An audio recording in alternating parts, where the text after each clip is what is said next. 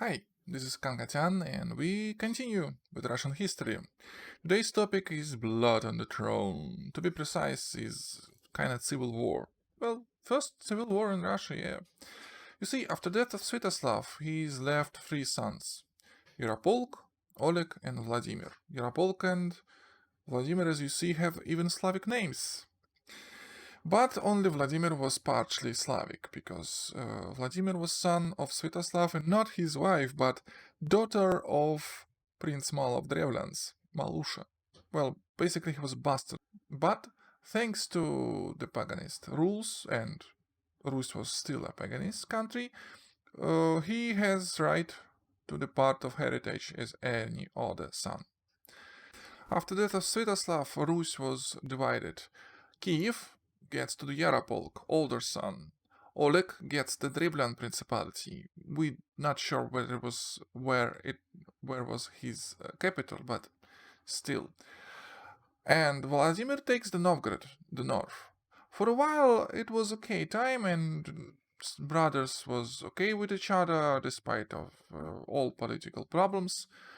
Sometimes they fight, but nothing important happened until the one little event, like always, make everything different.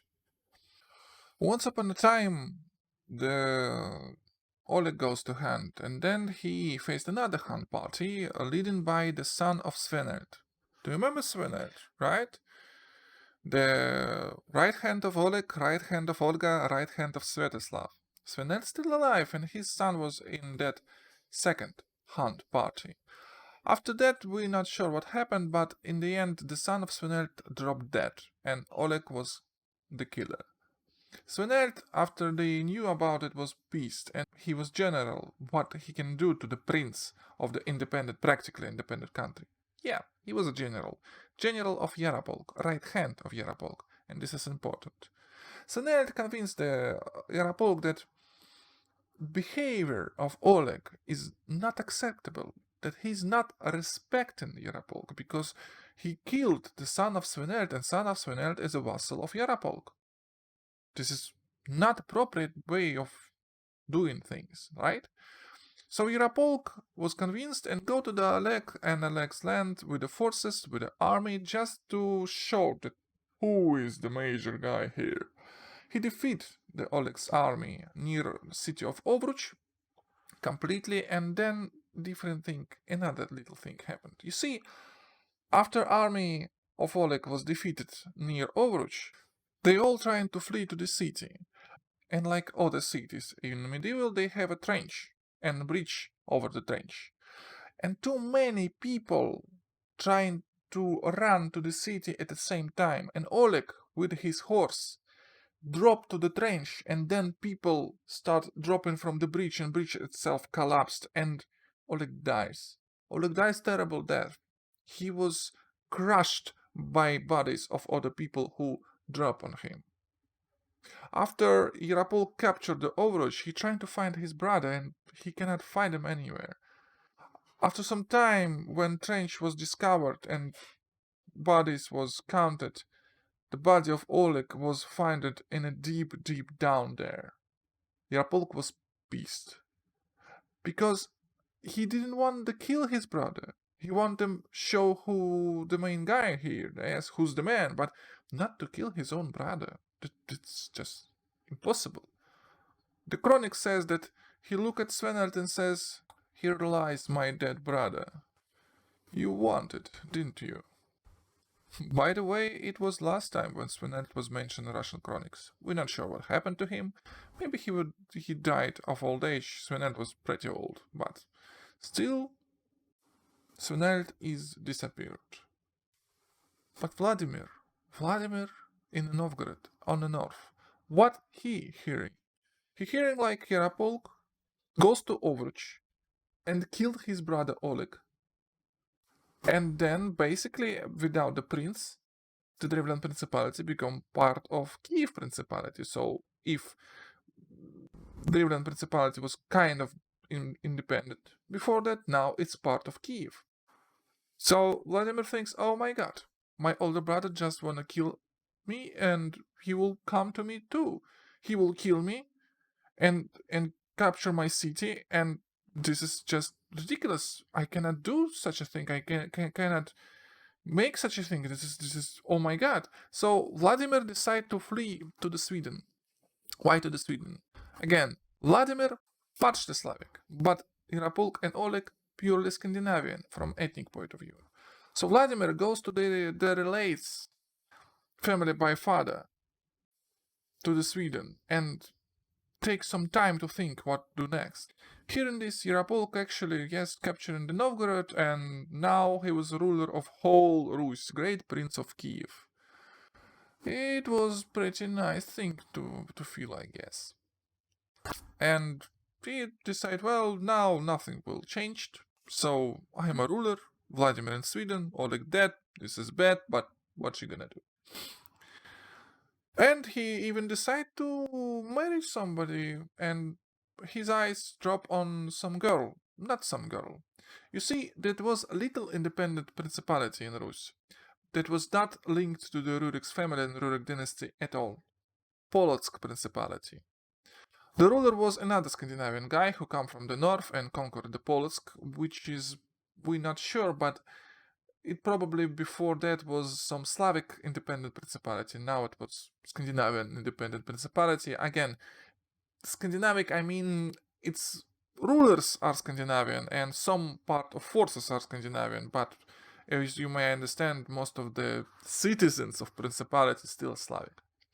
So this Prince Rogvold have a beautiful daughter Ragneta, and he decided, okay, Yarapolk decided, okay, I will marry Ragneta, and I will have some links to the Polotsk, and basically Polotsk become, well, not precisely part of Kiev in Rus, but at least union. It will be union. It will be allies. Of course, it was highly known everywhere, and makes some arrangements. Yarapol goes to the Kiev, but then unexpected thing happened. You see, Vladimir in Sweden just doesn't just not just flexing. He talking to the relatives and trying to convince them to go to the south and defeat Yarapolk. And well, sometimes later he actually gathered the army. He gathered the army. Descent in Novgorod, capturing the Novgorod. Well, I don't think that Novgorod is defending himself very harshly because it was city of Vladimir, gathering even more forces.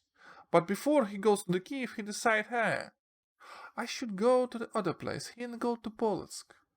And he go to Polotsk and ask, hey, I think Ragneda should be my wife, not Yarapolk's. Why? Well, because I am too son of Svetoslav. I have rights to the throne of the Kiev. So, Ragneda should be my wife. But Ragneda basically says, no, no, no, no, no. Yarapolk is Prince of Kiev and you just Prince of Novgorod. And by the way, I'm not sure, Malusha was basically slave of Olga. And you son of slaves that way, right? This answer was not okay to the Vladimir.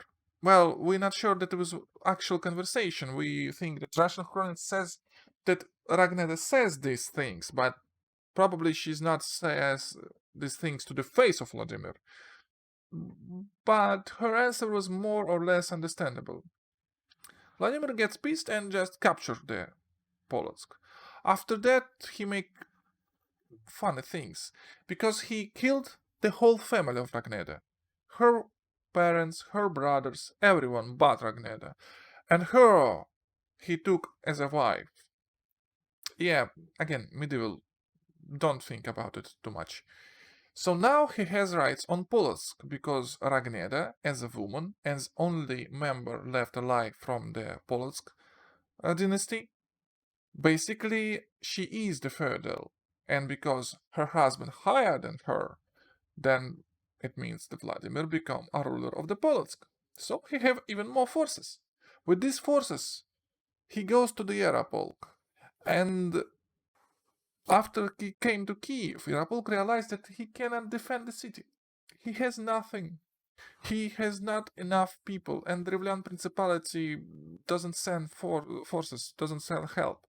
And many others alliance, well, again, medieval, doesn't send help. And Yarapolk understand that he has no chance. So, after a while, after Vladimir already captured the city, Yaropolk goes to the Vladimir and says, okay, maybe we should talk. Maybe we should have some trying to find some common grounds. Vladimir, of course, says, okay, we talk. We need to talk. And after Yaropolk comes to Vladimir, Vladimir immediately kills him. Ordered to kill him anyway. This way, Vladimir become a ruler of Kiev and whole Rus with the Polotsk, the great prince of Kiev. I need you to understand, Yaropolk, well, he killed Oleg, but he killed by accidentally, right? He didn't want Oleg's death. He doesn't even kill him. Oleg died of accident. But Vladimir killed his older brother. But Vladimir killed his older brother in cold blood. Well, medieval and politics happened. Why Vladimir is significant? Significance come later. From the point of history, if it was the end of Vladimir history, it will mean nothing. Just literally nothing. Just some guys fighting against each other and then one of them win. Okay, it happened every day.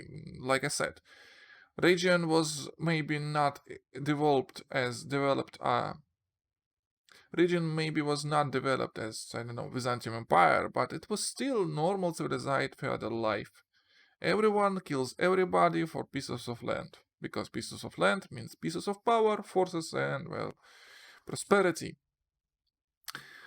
But it was more important. Vladimir understand that, for example, that Slavic paganist religion should be changed. Why? You see, when you have paganist religion in your system, in your country, you have some troubles. Yes, there is some hierarchy in paganist religion system. Religion system, again, I'm not talking about faith. I am talking about exactly religion system which is linked to the politician, which is linked to the politic,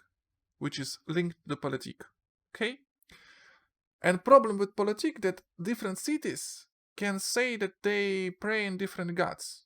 And you cannot say that I am the ruler and my ruling is secure by the gods, because everyone's ask you what gods, and you say like Perun, and they're like, well, that's okay for you, but our city is secured by Veles, or by Stribog, or by Dashbog, and despite the fact that Iraq exists and main god is Dashbog, yes, we call them, at the time we call ourselves we are the grandsons of Dashbog. Gods are sons of Dashbog and daughters, and we are grandsons and granddaughters of Dashbog. But in the system of religion itself, okay, not in the faith, it doesn't mean something real that can be used in politics. So Vladimir decided to change this. He, by his own power in Kiev, says, no, now we're saying that Perun is main god of our religion. He practically destroyed Kiev temple, and put Perun as a main god.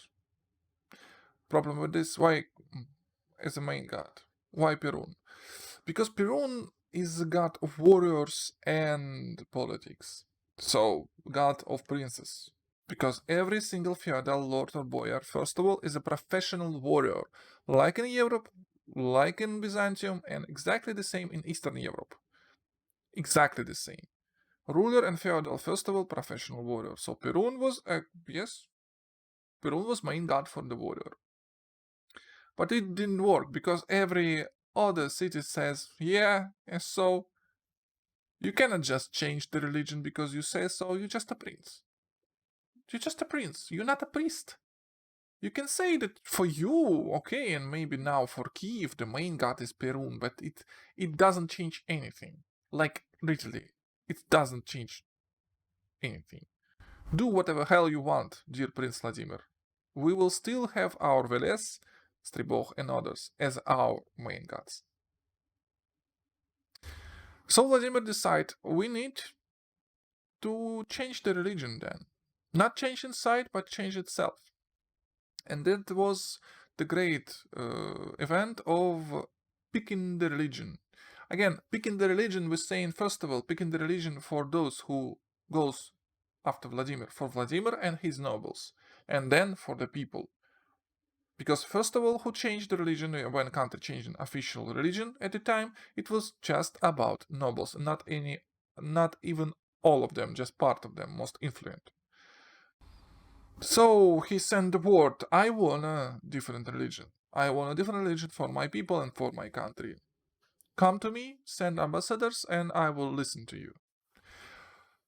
Many people says that Vladimir didn't pick other religion but Orthodox Christianity because of many reasons, and one of reasons that, for example, Islamic ambassador says that you cannot drink alcohol, and of course Russians are alcoholics. No. The point was that Vladimir didn't make this decision alone. He made this decision with boyars and lords, and Christianity was already inside of Rus. Do you remember about Olga? Yeah. And Byzantium Empire was the biggest and strongest country near Rus. And you, by picking religion, you picking your alliance by default. It doesn't mean that you will always ally with your files of religion. Yes, yeah, no. But in hard time, you will. You can relate on the. You can expect some help. You can expect some help from your religion pals or countries with same religion in hard times. So he get ambassadors from Jews, well, not from just Jews, from the Volgan Bulgarians. Bulgarians, by the way, Volgan Bulgarians and Khazarian Khaganats were Jews by the religion, not ethnically, by religion, and only nobles again. He take ambassadors from the West, from the Catholics, and he get ambassadors from Islam, but his boyar says, Vladimir, our dear prince, your highness, always remember, nobody will talk bad things about their religion. Everybody will talk good things about their religion. That's the first. And second, your grandmother was very, very good person and like cool person, and we loved her, and you loved her, and she was not stupid, and she was Christianic, and she was Christianic Orthodox. So Vladimir decided to do this, become a Christianic Orthodox. He baptized, he goes to the Byzantium lands and become a Christian.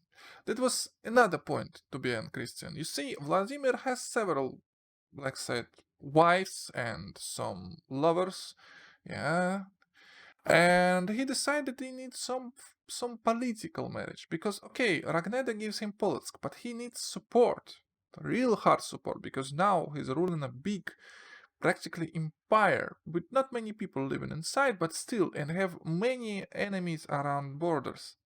So he want to marry the princess of Byzantium. But basically emperor says, hey, this barbarian to my daughter? Oh my god, what the hell? Okay, mate, you will defeat our enemies, to be precise, Chersone's rebels, Byzantium Chersone's rebels, and become Christian, and then I will think about it. Vladimir defeat Chersone's rebels and become a Christian. And this way he married basically the Greek princess. This is very important thing. First of all, this is the point when Rus become a Christian country. Yes, it was. Yes, for several hundred years, the societies of paganists will still exist on the land. Yes, for the time, Christianity was a religion of nobles and maybe traders. But it's shaped Russian history the way it's now. It become. And second, Vladimir was the first who married Greek princess. From this time until the fall of the Byzantium Empire, our histories will be linked hardly. Even now, if you will ask Russian, he will say that Greeks are good people. Despite all, Greeks can do anything. Russians will consider him as a good. We were allies for 100 years. And the last thing that Vladimir did, and even more important, maybe. Do you remember about Roman-Adrian Wall? Yes, this beautiful Adrian Wall that closing the borders from barbaric tribes. You see, Vladimir decided to build exactly the same wall on the east, from the east and from the south. From the east and from the southeast and from the south, there will be a lot of nomadic tribes, and it was a hard thing to deal. It was a hard thing to deal with them because they raid country again and again and again. So Vladimir, being undisputed ruler of this big, very big country, with alliance with Byzantium, with the friends in Scandinavia, he gathered some forces and started building enormous wall. Basically, it was not wall, it was system of fortifications with the forts, walls, and little cities to defend the border from the nomadic tribes. It was very close to how Adrian built his walls, right? Walls and forts, forts and walls. As you see, almost 1,000 years later, Vladimir repeated by himself. This walls was so effective, it's so topographically right placed that that base of these walls was used by Soviet army in Second World War against the Nazis. Yes, Vladimir helped his offsprings more than 1,000 years later. And the last about Vladimir become basically father of Rurikovich. Vladimir become basically a father of Rurikovich dynasty. You see, if you look from the Rurik, it will be Rurik, Igor, then 3 sons, only one left alive, Vladimir, and that's all. So straightforward. But Vladimir has so many wives and lovers, and so many kids, and every one of them gets something from his heritage, that Rurikovich dynasty starts basically from Vladimir. It goes everywhere. Basically, it was, well, and luck and unluck at the same time. It's precisely from Vladimir, Rurikovich dynasty become a ruler of whole Rus for next, I don't know, for next forever, until October Revolution, basically. Because even Romanov dynasty have some links to the Rurikovich dynasty. Not straightforward, but still have. For good thing, none other dynasty have demands on the throne of the Rus. For bad thing, yeah, Brotherhood War. What you gonna do?